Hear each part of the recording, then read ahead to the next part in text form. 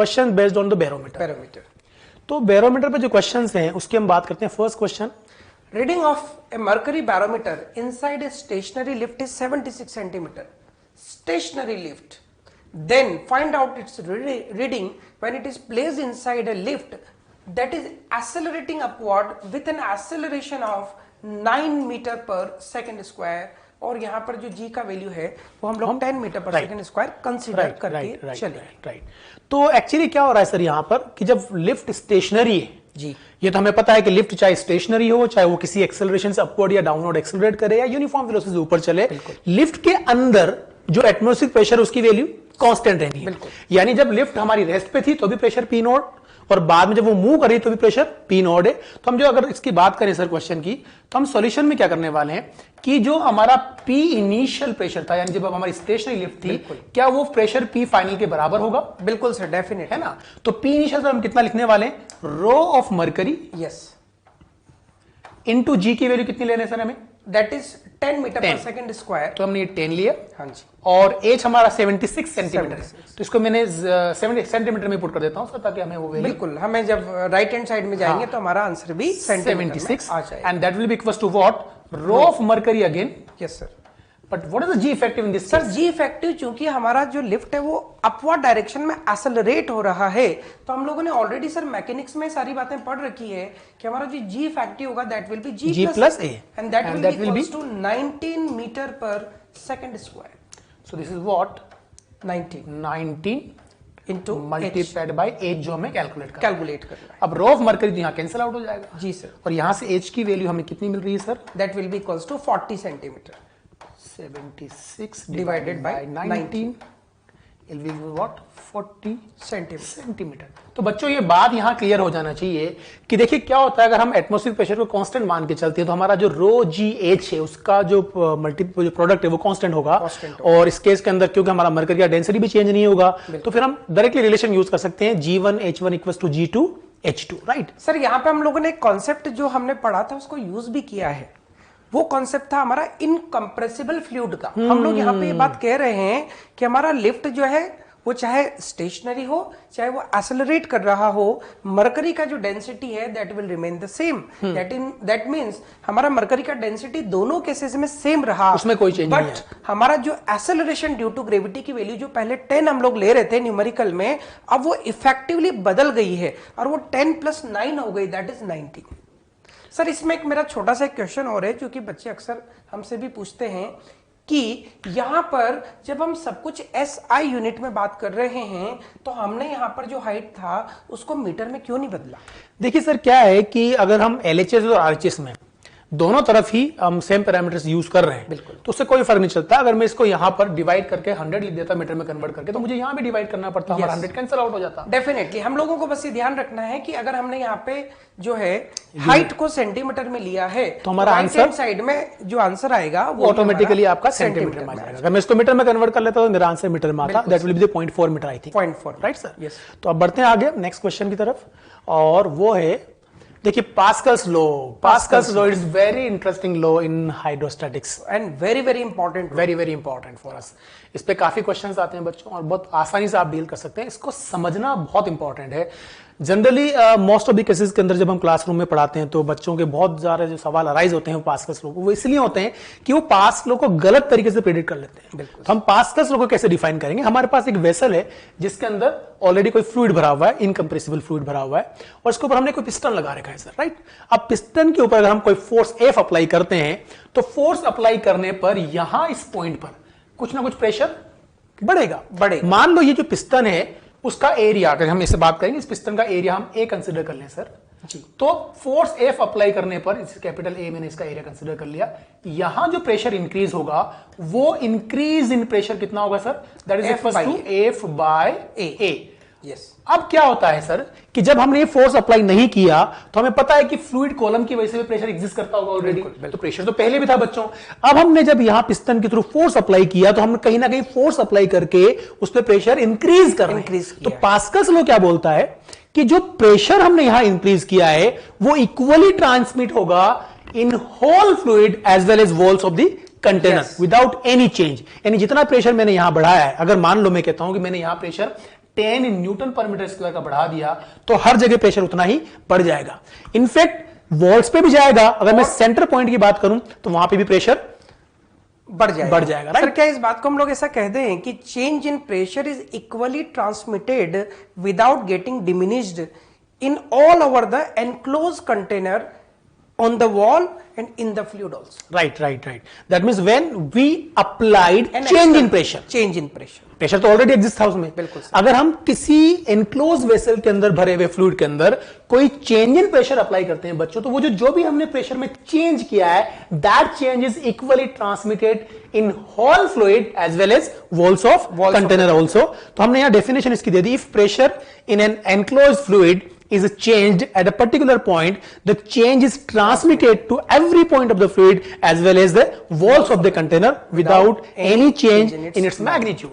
तो ये Pascal's law है। आई होप समझ में आ गया होगा। इसमें बहुत सारे हम अभी एग्जांपल्स की बात करेंगे जो पास्कल्स लॉ पे बेस्ड एक्सपेरिमेंट होते हैं, जो एग्जांपल्स होते हैं, इसकी एप्लीकेशंस होती है, उसकी बात करेंगे। पर डेली लाइफ के अंदर सर मैं बच्चों को अक्सर, आपको पता होता है कि बच्चे डेली सुबह उठते हैं और ब्रश वश करते हैं तो टूथपेस्ट, जब टूथपेस्ट के लिए वो ट्यूब उठाते हैं, उसके ओपनिंग को ओपन करते हैं और उन्होंने इस एंड से जब उसको प्रेस किया तो ओपनिंग से पेस्ट किस खुशी में बाहर निकल के आता है सर? डेफिनेटली वो पास्कल्स लॉ का एक अच्छा एग्जांपल है। डेफिनेटली आपने एक एंड पे प्रेशर अप्लाई किया तो वो ट्रांसमिट होकर ओपनिंग तक आता है और उसकी वजह से फोर्स लगता है, उसकी वजह से पेस्ट बाहर निकल के आता है। तो डेली लाइफ के अंदर हम कई बार पास्कल्स लॉ को यूज करते हैं, हमें पता भी नहीं पड़ता कि ये पास्कल्स लॉ है। आई होप आज के बाद जब भी आप पेस्ट ब्रश करेंगे तो आपको समझ में आना चाहिए कि पास्कल्स लॉ का हम यहां। तो हम बात करते हैं सर आगे, और वो क्या है? Applications of the Pascal's law. Pascal's law की जो एप्लीकेशंस में पहला hydraulic lift, then hydraulic presses होती हैं, हाइड्रोलिक ब्रेक्स होते हैं और हाइड्रोलिक जैक्स होते हैं। बिल्कुल सर, यहां पे एक बड़ी इंपॉर्टेंट टर्म है कि हर जगह पे हमने एक हाइड्रोलिक वर्ड यूज किया है। That word is for hydraulic oil. Hydraulic oil जो होता है वो नॉन कंप्रेसिबल फ्लूइड है, एक तरह से वो आइडियल फ्लूइड है। इसका मतलब ये हो गया कि हमारा जो पास्कल लॉ लग रहा है वो फ्लूइड के अंदर लग रहा है। हाँ। इसीलिए हम, ऐसा नहीं है कि अगर हम लोग वहां पे हाइड्रोलिक ऑयल नहीं रखें, या मान लीजिए हम जहां पे हाइड्रोलिक ब्रेक अप्लाई करने जा रहे हैं और वहां पे मान लीजिए उसमें हाइड्रोलिक ऑयल का लेवल ही कम हो गया हो, then hydraulic brakes will not work applies properly, है ना। एक और इंटरेस्टिंग चीज है कि अगर मान लो हमारा जो हाइड्रोलिक फ्लूइड है वो कंप्रेसिबल हो जाए तो भी हमारी कैलकुलेशन गलत हो जाएगी। हम अगर एक्सपेक्ट करते हैं कि ब्रेक लगाने पे यहां गाड़ी रुकनी चाहिए तो उससे कम डिस्टेंस पे या ज्यादा डिस्टेंस पे गाड़ी रुकेगी, क्योंकि कंप्रेसिबल अगर फ्लूइड आ जाएगा तो वो कहीं ना कहीं कैलकुलेशन आपकी एरर लेके आएगा, राइट। तो हम यहाँ कहीं किसी हद तक ऐसा फ्लूइड यूज करते हैं जो इनकंप्रेसिबल हो। देखो आइडियली इनकंप्रेसिबल इज इम्पॉसिबल, पर it's up to the ideal limit of the incompressible. Sir जितने भी व्हीकल्स होते हैं उनमें जो ब्रेक लगाया जाता है that is hydraulic breaks only. क्योंकि देखिए ड्राइवर जस्ट ब्रेक पर अपना पैर प्रेस करता है ब्रेक पर और गाड़ी रुक जाती है। कितना सारा मोमेंटम उस गाड़ी में था, पर just pressing the foot on the brake and brake is applied and the vehicle is stopped. Very interesting. Train, in fact train के जो हाइड्रोलिक ब्रेक्स होते हैं वो कितने प्रॉपर्ली वर्क करते हैं और जब उनको it is all very classic example of Pascal's law. ठीक है। तो इसमें सबसे कॉमन जो क्वेश्चंस हमारे आते हैं बच्चों के, वो हाइड्रोलिक लिफ्ट पे आते हैं। लिफ्ट तो पहले हम बच्चों हाइड्रोलिक लिफ्ट समझते हैं कि हाइड्रोलिक लिफ्ट होती क्या है, राइट। तो हाइड्रोलिक लिफ्ट में हमारे पास बेसिकली हमारे पास एक इस तरह का वेसल है जिसमें area of cross section different है। इधर का एरिया हमने स्मॉल ए कंसीडर किया, उस तरफ का एरिया हमारे पास कैपिटल ए है। अब हम क्या करते हैं कि जो कैपिटल ए का, अच्छा इसके अंदर पूरे के अंदर एक इनकंप्रेसिबल हाइड्रोलिक फ्लूइड भरा हुआ है, हाइड्रोलिक फ्लूइड इसके अंदर भरा हुआ है। उस तरफ हम लोग क्या करते हैं कि पिस्टन लगाते हैं, पिस्टन के ऊपर प्लेटफॉर्म बनाया, प्लेटफॉर्म पे हमने कोई कार खड़ी कर दी और हम small area of cross section का जो पिस्टन है उस पर हम फोर्स अप्लाई करते हैं स्मॉल एफ। तो अब ये बात क्लियर हो जाती है कि पूरा का पूरा फ्लूइड जो है वो इनक्लोज है। अब अगर हम यहां स्मॉल एफ फोर्स अप्लाई करते हैं तो इस पॉइंट पर, एक्स पॉइंट पर प्रेशर बढ़ेगा। एक्स पॉइंट पर कितना प्रेशर बढ़ेगा sir? F by A, right. क्या उतना ही प्रेशर वाई पॉइंट पे भी बढ़ना चाहिए? बिल्कुल सर, क्योंकि हमारा जो पास्कल्स लॉ वो क्या बोलता है कि जो भी प्रेशर हम यहां इंक्रीज करेंगे वो चेंज इन प्रेशर ट्रांसमिट होगा विदाउट एनी चेंज, तो वो यहां तक भी आएगा और वाई पॉइंट पे भी प्रेशर सेम बढ़ेगा। तो अगर यहां इंक्रीज इन प्रेशर हमारे पास मान लो P है और उस P की वैल्यू क्या होगी sir? F by small F by small A. तो क्या वही प्रेशर यहां पे भी बढ़ जाएगा? बिल्कुल सर। और उसकी वजह से मान लो अगर यहां पे फोर्स F लगा तो उस F की वैल्यू हम क्या लिख देंगे sir? This F is equal to increase pressure into multiplied by area, right? तो हम क्या करने वाले हैं यहां पर कि मैं उस फोर्स को कैलकुलेट करना चाहूं जो उस पिस्टन के थ्रू कार के ऊपर लगेगा, उस कैपिटल F की वैल्यू में लिख सकता हूं सर क्या? प्रेशर कितना है sir? Small f by small a multiplied by capital A।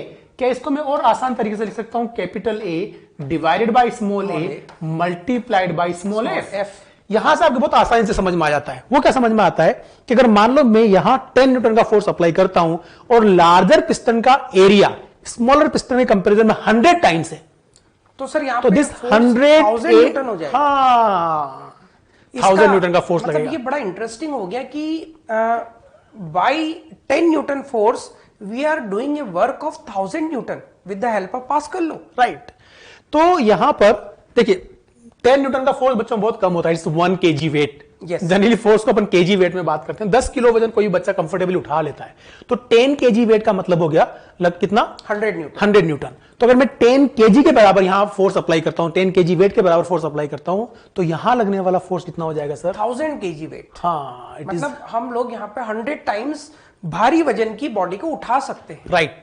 यानी हम एक सिंपली कार को लिफ्ट कर सकते हैं। बिल्कुल कर सकते। ठीक है।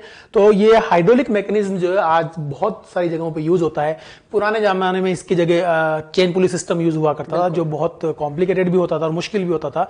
हाइड्रोलिक सिस्टम बहुत कन्वीनियंट भी होता है और कंफर्टेबली वर्क भी करता है। तो ये था हाइड्रोलिक लिफ्ट का कंसेप्ट। इस पे सिंपल न्यूमेरिकल्स आते हैं जो डायरेक्टली बेस्ड होते हैं फॉर्मूलाज पे। सर यहाँ पे 4 ही वेरिएबल्स है हमारे पास में, स्मॉल एफ, स्मॉल ए, कैपिटल एफ और कैपिटल ए। तो इनमें से कोई 3 वेरिएबल्स हमें क्वेश्चन में गिवन होते हैं और चौथा वेरिएबल हमसे पूछ लिया होता है, तो सिंपल क्वेश्चन बनता है।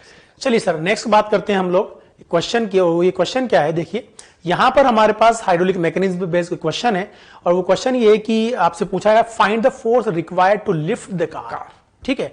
तो आप यहां पर देखिए ये जो हमारे पास बेसिकली ये वेसल्स हैं, ये जो ओपनिंग्स है सिलेंडर्स की, ये circular area of cross section की होंगी और इसका रेडियस हमें 5 सेंटीमीटर गिवन है, उसका रेडियस 15 सेंटीमीटर गिवन, राइट? तो हमसे पहला पूछा है find the force required to lift the car, यानी उस कार जो जिसका वेट 900 kg है उसको लिफ्ट करने के लिए कितना फोर्स हमें यहाँ चाहिए। सर हम लोग एक काम कर लेते हैं, यहाँ पे इस एरिया को अगर मैं कैपिटल ए लिख देता हूं तो क्या मैं इस एरिया को डायरेक्टली 3a लिख सकता हूं? सर रेशियो रेडियस का 1:3 है। एरिया का रेशियो जो है वो 1:, मुझे क्या लिखना होगा सर? 9a, क्योंकि जो एरिया है वो पाई आर स्क्वायर है। r²। अगर रेडियस को मैंने 3 टाइम्स इंक्रीज कर दिया तो एरिया 9 टाइम्स हो जाएगा। सर ये बिल्कुल कॉमन मिस्टेक है जो हम 515 सीधा हम एरिया को 3 टाइम्स वो मिस्टेक नहीं करनी। छोटी छोटी मिस्टेक उसको ध्यान रखना है आपको। देखिए क्या है, अगर मैं यहां एरिया स्मॉल ए कंसीडर कर लेता हूं तो वहां का जो एरिया होगा capital A, that is equal to what? 9 times of small. तो रेडियस को हमने कितना कर दिया? 15 सेंटीमीटर। ठीक है। तो पहली चीज तो हम फोर्स कैलकुलेट करना चाह रहे हैं, तो मुझे अगर फोर्स कैलकुलेट करना है उसका वेट मुझे गिवन है। यहां फोर्स देखिए कितना 900 kg, इसका मतलब 9000 Newton.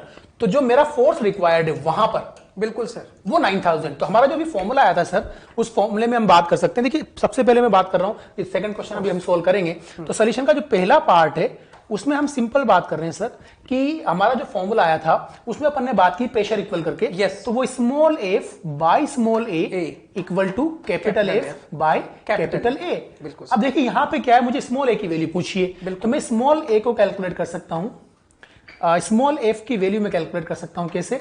Capital F by capital A multiplied by small A. आप देखिए ये हमारे पास 9 है, तो ये इससे 9 टाइम्स कैंसिल हो जाएगा। डेफिनेटली। और एफ की वैल्यू कितनी है सर? 9000। क्योंकि तो सर ये तो मास है, हमें यहाँ पे क्या लिखना होगा? इसका 9000 Newton divided by 9 will gives what? 1000 Newton.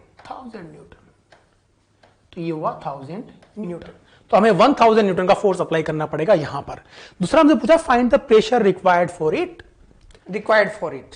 तो कितना प्रेशर चाहिए? तो क्योंकि हमें एरिया की वैल्यू पता है, बिल्कुल, हमें फोर्स की वैल्यू पता है, तो हम प्रेशर की वैल्यू डायरेक्टली लिख सकते हैं। Pressure is equal to small F by small A. Small F कितना है सर हमारा? 1000 न्यूटन। ठीक है। और ये हमारा हो जाएगा पाई आर स्क्वायर कितना हो जाएगा? 25 into 10 to the power minus, जो ऊपर जाके 10 टू द पावर 4 बन जाएगा। Right sir? Yes sir. तो इसको अपन और ये सर हमारे पास में न्यूटन पर मीटर स्क्वायर के अंदर हमें प्रेशर की वैल्यू। सर कई बार यहाँ पर जो हम कैलकुलेशन करने चले जाते हैं और अगर हम ऑप्शन को नहीं देखते हैं तो हो सकता है ऑप्शन में हमें सिर्फ पाई दे रखा हो। हाँ, वेरी इंटरेस्टिंग। पहले ऑप्शन को देखे बिना कैलकुलेशन, कई बार बच्चे टाइम वेस्ट करते हैं एग्जाम के अंदर कि वो कई बार हमें ऑप्शंस गिवन होते हैं पाई की फॉर्म में, बिल्कुल, और वो पाई की वैल्यू पुट करके और पहले न्यूमेरिकल शो करके उसको कॉम्प्लिकेटेड बनाते हैं और बाद में पता लगता है कि पाई को तो हमें यूज ही नहीं करना था। बिल्कुल sir. So this answer is 40 into 10 to the power 4 upon pi Newton पर मीटर स्क्वायर। आई होप बच्चों को समझ में आ गया होगा। तो ये क्वेश्चन था किस पे बेस्ड, हाइड्रोलिक लिफ्ट पे बेस्ड। जनरली हाइड्रोलिक लिफ्ट पे based question direct formula based आते हैं। It's the best example to understand the concept of hydraulic lift. Sir इसमें एक और बात कई बार पूछ लिया जाता है, जैसे हमने यहाँ पे फोर्स कैलकुलेट किया है और फोर्स हमारे पास में आया था 9000 Newton divided by 9 that is 1000 Newton. पर कई बार हमारे ऑप्शंस में न्यूटन के टर्म्स में आंसर नहीं दिया जाता है और किलोग्राम वेट को सिर्फ किलोग्राम लिखकर दे दिया जाता है। तो अगर आंसर किलोग्राम में आता है तो फिर हमारा आंसर यहाँ पर 100 किलोग्राम होगा। बेसिकली वो किलोग्राम वेट है, पर कई बार जो ऑप्शंस में है वो सिर्फ किलोग्राम बोल दिया जाता है, तो हमें वहां पे ये बच्चे कंफ्यूज होते हैं जनरली। जब भी आपको किलोग्राम की फॉर्म में आंसर दे फोर्स का, तो बेसिकली केजी वेट होता है। केजी वेट मतलब उतने केजी के बराबर वेट। यस बिल्कुल। 10 किलोग्राम वेट मतलब 10 केजी के बराबर wait, that is equal to 100 Newton. और लगभग ये इस तरीके के कंफ्यूजन जानबूझ के क्रिएट किए जाते हैं कि बच्चे को इतना बेसिक नॉलेज है कि नहीं है, तो वहां पे कंफ्यूज नहीं होना। 100 किलोग्राम लिखा हो या 100 किलोग्राम वेट लिखा हो या फिर 1000 न्यूटन लिखा हो, अगर फोर्स पूछा जाएगा then all 3 options will be the correct. तो हम यहाँ बात करने वाले हैं यूट्यूब पे बेस्ड क्वेश्चंस क्या आते हैं। उससे पहले हम यूट्यूब का कंसेप्ट डिस्कस कर लेते हैं सर। मान लो हमारे पास कोई यूट्यूब है और उस यूट्यूब के अंदर मान लो हम लिक्विड भर देते हैं कोई, राइट। तो जैसा कि हम जानते हैं कि किसी भी स्टैटिक कंडीशंस के अंदर किसी भी फ्लूइड में फ्री सरफेस से एच बिलो हॉरिजॉन्टल लेवल पे प्रेशर सेम होता है, राइट। तो क्योंकि दोनों लिम्स के अंदर हम अगर देखेंगे तो दोनों साइड पर लेवल सेम ही हमें मिलेगा। फ्री सरफेस का जो लेवल है वो बॉटम सरफेस से सेम मिलेगा, बिल्कुल। अगर आप किसी भी एक लिम्ब के अंदर कोई लिक्विड भर देते हैं, इमिसिबल लिक्विड भर देते हैं, तो जब हम उसके अंदर वो लिक्विड पोर करना स्टार्ट करेंगे तो वो लिक्विड अपने वेट की वजह से प्रेशर बढ़ाना स्टार्ट करेगा। Yes sir. तो अगर अब मान लो हम जो हमारी राइट लिम्ब है इसके अंदर हम लिक्विड भरना स्टार्ट करते हैं तो वो यहाँ पर प्रेशर इंक्रीज करना स्टार्ट करेगा, और जो प्रेशर इंक्रीज करेगा तो डेफिनेटली लेफ्ट लिम्ब के अंदर ये जो लिक्विड है, प्रीवियस लिक्विड जो था वो राइज करना स्टार्ट करेगा। तो हम इसको स्टडी करने वाले हैं कि बेसिकली क्या क्या होने वाला है। तो यहाँ देखिए क्या है हमारे पास कि मान लो हमने मरकरी भरा हुआ इसके अंदर, और अब हम क्या करते हैं, एक हॉरिजॉन्टल लेवल जो था इनिशियली फ्री सरफेस का जो हॉरिजॉन्टल लेवल था उसको हमने मार्क कर लिया। अब हम क्या करने वाले हैं, इसके अंदर हम राइट लिम्ब से कोई दूसरा लिक्विड पोर करने वाले हैं। तो अगर मैं यहां से वाटर पोर करना स्टार्ट करता हूं तो वाटर पोर करने के बाद हम क्या देखेंगे कि जब आपने वाटर पोर किया राइट लिम्ब से सर, तो क्या उस तरफ से जब हम वाटर पोर करेंगे तो इधर से मरकरी को राइज करना चाहिए? बिल्कुल सर। यहां पर वाटर जितना इस मरकरी को सप्रेस करेगा उतना ही उधर से मरकरी राइज कर जाएगा, राइट। इसका ये मतलब हुआ अगर मैंने उधर एच हाइट तक वाटर फिलअप कर दिया और इस तरफ से एक्स राइज कर गया वाटर, बिल्कुल, मतलब मरकरी जो है वो अगर एक्स राइज कर जाता है तो फिर यहाँ हॉरिजॉन्टल जो इनिशियल हॉरिजॉन्टल लेवल था उससे एक्स यहाँ पर नीचे मरकरी फॉल होगा। तो हम ये बात कर सकते हैं यहाँ पर कि अगर आप यहाँ कोई हॉरिजॉन्टल लाइन ड्रॉ कर लें जिसपे आप कोई पॉइंट मेंशन कर दें, मान लो पॉइंट ए और बी थे, तो क्या सेम फ्लूइड में सेम हॉरिजॉन्टल लाइन पे प्रेशर सेम होता है? बिल्कुल, डेफिनेटली दोनों साइड में अगर हम लोग दोनों लिम्ब में अगर देखेंगे और अगर लिक्विड सेम होगा, इंपॉर्टेंट बात यह है कि इस साइड में हमें मरकरी और इधर वाटर का सेम हॉरिजॉन्टल लेवल नहीं देखना है। दोनों साइड में हम मरकरी देखेंगे और जैसे कि पॉइंट ए और पॉइंट बी दोनों ही मरकरी में हैं और दोनों का हॉरिजॉन्टल लेवल अगर सेम है, इसका मतलब ये हो गया कि pressure at point A and pressure at point B should be same. That means in same fluid at same horizontal level pressure will be same. Sir मैं एक क्वेश्चन यहां आपसे पूछना चाह रहा हूं कि मान लो अगर हम ये बात करना चाहें कि इस पॉइंट पर और इस पॉइंट पर हम कंपेयर करें तो क्या प्रेशर सेम होना चाहिए? नहीं, बिल्कुल, ये भी तो हॉरिजॉन्टल लेवल है। नहीं सर, यहां पे एक्चुअली प्रॉब्लम ये आ रही है कि यहां पे लिक्विड आर डिफरेंट। हाँ, तो अगर लिक्विड्स बदल जाते हैं तो फिर हम ये बात नहीं कह सकते कि सेम हॉरिजॉन्टल लाइन पे प्रेशर सेम होगा। एक्चुअली जो आपको लाइन मेमोराइज करके रखनी है, जो कंसेप्ट आपको मेमोराइज करके रखना है वो ये, in same horizontal line in same fluid same horizontal line पे प्रेशर सेम होगा। तो ए और बी पे दोनों ही जगह क्या है सर? मरकरी, तो वहां प्रेशर सेम होना चाहिए। बिल्कुल। तो अगर मैं आपसे ये जानना चाहूं सर कि ए पॉइंट पे प्रेशर कितना होगा इस मरकरी कॉलम की वजह से, तो क्या मैं ऐसा लिख सकता हूं कि रो ऑफ मरकरी, बिल्कुल, into ji into G into height of the mercury column is what? that is 2x Above the level A. It's Yes. 2x. 2x. Right? तो ये 2x.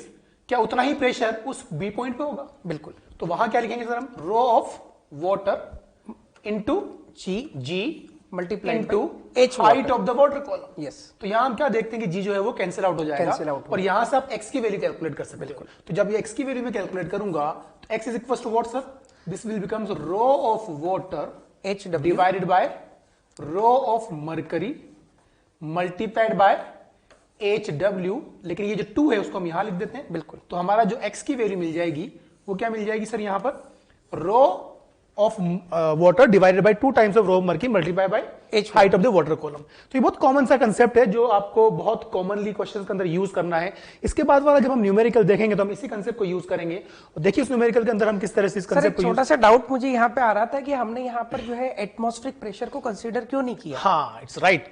एक्चुअली एटमॉस्फेरिक प्रेशर को हमने कंसीडर इसलिए नहीं किया कि अगर हम एटमॉस्फेरिक प्रेशर कंसीडर करते हैं तो हमें वो लेफ्ट लिम में भी करना पड़ेगा और राइट लिम में भी करना तो पड़ेगा. ऑटोमेटिकली कैंसिल ऑटोमेटिकली वो टर्म कैंसिल आउट हो जाएगी. तो अगर मैं इस तरह से एटमॉस्फेरिक प्रेशर कंसीडर करता हूं तो यहां मुझे P नॉट प्लस दिस, इस तरह भी मुझे P नॉट प्लस दिस लिखना पड़ेगा. वो P not will be definitely cancel out. मैंने हो सिर्फ और सिर्फ फ्लूइड कॉलम को के प्रेशर को इक्वल करके मेरा आंसर में ले आया हूं. बिल्कुल सर. तो इस पे एग्जैक्टली सेम कंसेप्ट पे बेस्ड न्यूमेरिकल हम स्टडी करने वाले हैं, जिसको आप ठीक से समझेंगे तो आपको ये कंसेप्ट एक बार से रिवाइज भी हो जाएगा और एक न्यूमेरिकल भी आपका सोल्व हो जाएगा.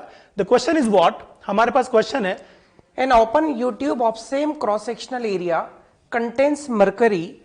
If 54.4 centimeter of water column is poured into one limb of the tube, how high does the mercury surface rise in other limb from initial level given density of water is 1 gram per cc and mercury density is 13.6 gram per cc. Right.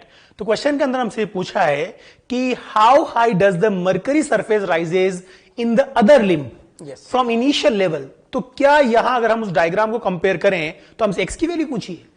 बिल्कुल sir. यहां पर हमें ये बिल्कुल भी confuse नहीं होना है कि हमें आंसर 2x देना है कि x देना है. यहां पे ध्यान देने की बात यह है कि हमसे सिर्फ ये पूछा है कि how high does the mercury surface rise in other limb. तो ध्यान दीजिएगा जो हॉरिजॉन्टल लेवल प्रीवियस था उससे सिर्फ मर्करी x Rise हुआ. लिफ्ट हुई है. एक्चुअली में x लिफ्ट इस साइड में हुई है और दूसरी साइड में मरकरी का लेवल x डाउन गया है.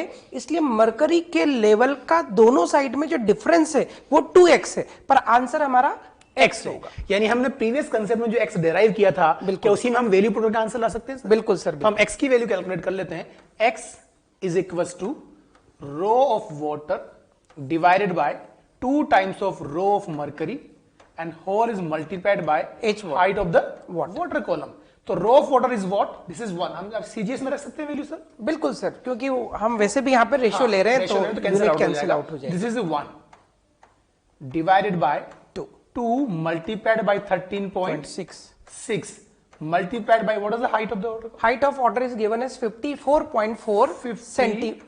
4.4 in centimeter. ठीक है. तो ये डायरेक्टली कैंसिल आउट हो जाएगा सर? बिल्कुल sir. Definitely 13.6 multiply by 2 will gives what? That is 27.2.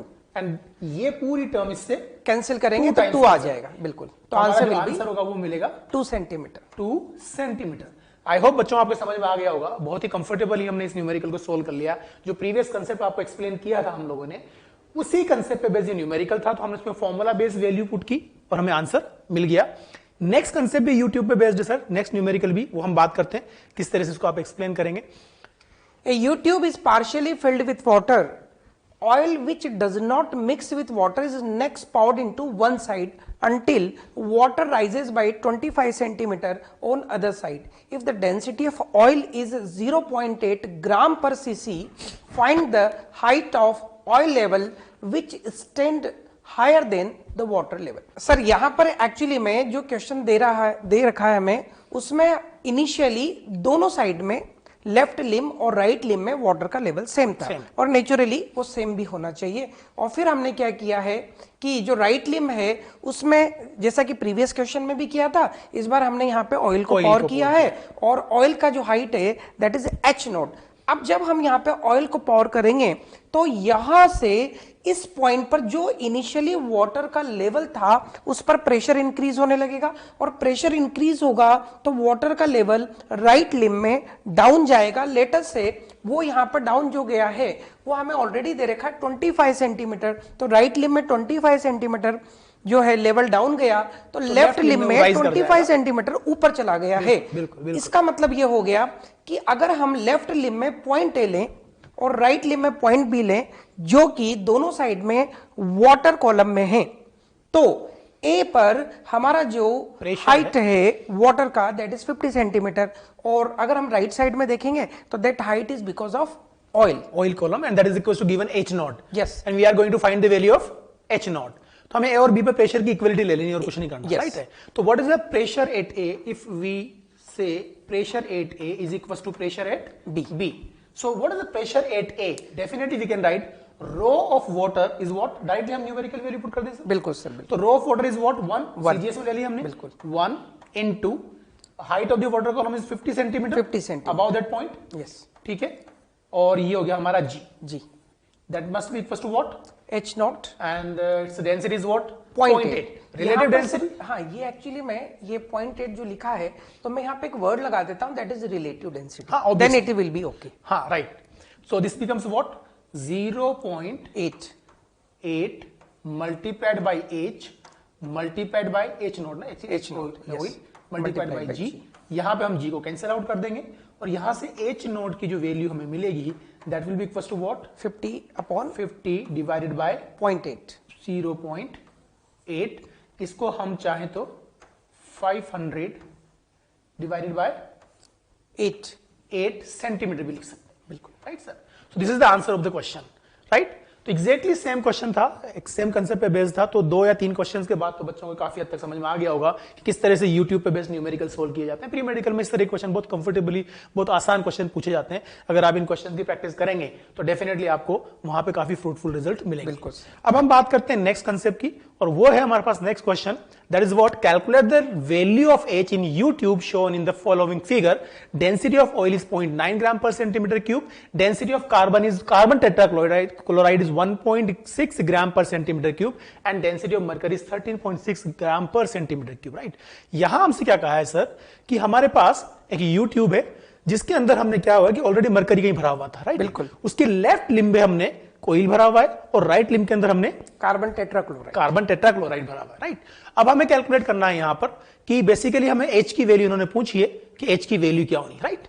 तो हम लोग क्या करने वाले हैं इस बार सर, इस बार भी हम एग्जैक्टली वही कंसेप्ट यूज करेंगे कि सेम फ्लूइड में same horizontal level pressure same होता है। तो क्या यहां अगर मैं आपसे बात करूं तो इस कंसेप्ट के अंदर हम सॉल्यूशन सेक्शन में बात करें तो आप देखेंगे कि ये जो हमारे पास D पॉइंट है और इसके सेम हॉरिजॉन्टल लेवल पे एक पॉइंट हम लोकेट कर देते हैं सर, इसको हम लोग E पॉइंट मान लेते हैं। नहीं, वो एक्चुअली हम लोग यहां बात कर रहे हैं कि हमने एक हॉरिजॉन्टल लाइन ड्रॉ कर ली है, उस हॉरिजॉन्टल लाइन पर दोनों पॉइंट पे प्रेशर सेम होगा, यानी डी के एग्जैक्टली सेम हॉरिजॉन्टल लाइन पर हमने एक ई पॉइंट नोट कर लिया, डी और ई पे प्रेशर की वैल्यू सेम होनी चाहिए। तो in equilibrium the pressure of the liquid at the same level must be equal, जो हम कई बार बात कर चुके हैं इस कंसेप्ट को एक्सप्लेन करते वक्त। Considering the pressure at level D in both arms of the you tube, D का जो प्रेशर है वही प्रेशर ई पे होगा। तो अगर हम सेम हॉरिजॉन्टल लेवल प्रेशर को इक्वल करेंगे तो हमें डेफिनेटली इसका आंसर कंफर्टेबली मिल जाएगा, राइट। अब हम क्या करने वाले हैं, प्रेशर ऑफ H, देखिए यहां ये इंटरेस्टिंग चीज है कि जो E पॉइंट पे प्रेशर है वो किस किस की वजह से होगा, H height of the oil column plus this will what, this will definitely 20 minus H। ये जो हाइट होगी बच्चों वो कितनी होगी, इट्स 20 माइनस H। देखो आपके समझ में आ गया होगा कि ये 20 माइनस H है। तो यहां हमसे बात की जा रही है कि अगर ये H हाइट है और ये 20 माइनस H है तो यहां पर ऑयल के कॉलम की वजह से प्रेशर होगा प्लस यहां पर मरकरी कॉलम की वजह से प्रेशर होगा, दोनों का हम यहां सम कर देंगे। तो इस E पॉइंट का जो प्रेशर है उधर कार्बन टेट्राक्लोराइड कॉलम प्रेशर के बराबर होनी चाहिए। तो यहां हमसे लिखा है pressure of 8 centimetre of oil plus pressure of 20 minus 8 centimeter of the mercury. That must be equals to pressure of 20 centimeter of the carbon tetrachloride, right? अब हम बात करें, हम इसकी इक्वलिटी लेके आएंगे। तो आप देखिए कि हमारे पास जो ऑयल का कॉलम था उसका प्रेशर कितना बनेगा H, और ये हमें वैल्यू गिवन है डेंसिटी, रिलेटिव डेंसिटी की इनटू G, ठीक है, प्लस 20 माइनस H, और ये हमें वैल्यू गिवन थी मरकरी की डेंसिटी, और ये G हो गया हमारे पास। आफ्टर देन हम we can write 20 centimetre height of the carbon tetrachloride level multiplied by density of that multiply by G. तो आप देखेंगे जी हर टर्म के अंदर कैंसिल आउट हो जाएगा। जी को आप कैंसिल आउट करके डेफिनेटली इसको आप सिस्टमेटिकली सोल्व कर सकते हैं। तो नेक्स्ट हमें जो इक्वेशन मिलेगी वो मिलेगी 0.98 जो हमें यहां से मिलेगा। उसके बाद ये हमें देखिए यहां से हम कुछ सिंप्लीफाइड करके और कंफर्टेबली इस न्यूमेरिकल को सोल्व कर सकते हैं। हमने 13.6 को अंदर मल्टीप्लाई किया तो हमें ये वैल्यू मिली। 13.6 को हम h से मल्टीप्लाई किया तो हमें 13.6 इंटू h मिला। After then we will equate this and solve the answer. It will gives what 18.9 centimetre.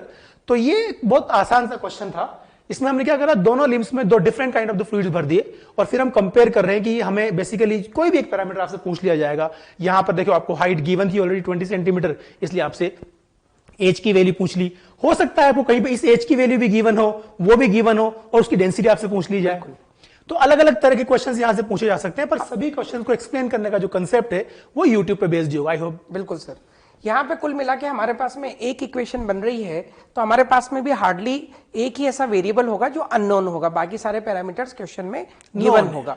दूसरी बात हमें यहाँ पर सर एक बात ध्यान रखना चाहिए कि जब भी हम डेंसिटी ले रहे हैं लेफ्ट साइड में या राइट हैंड साइड में, तो उसका यूनिट सेम होना चाहिए। और दूसरी बात, अगर हम हाइट जो है अगर वो सेंटीमीटर में ले रहे हैं तो हमारा जो आंसर आएगा दैट विल बी सेंटीमीटर में ही आएगा।